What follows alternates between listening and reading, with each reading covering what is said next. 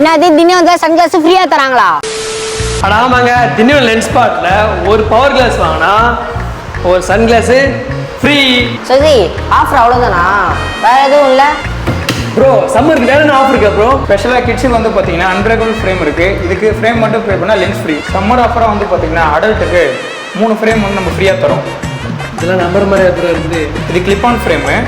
So 2000க்கே 3 frame வரும் இதில். அது மட்டும் இல்லாமல் 2000க்கே வந்து பார்த்தீங்கன்னா நம்ம 2 ஃப்ரேம் 2 லென்ஸ் தரோம். Single vision bifocal. ப்ரோ 2000 2 தரீங்க, 1000 ரூபாய்க்கு ஒன்று தருவீங்களா?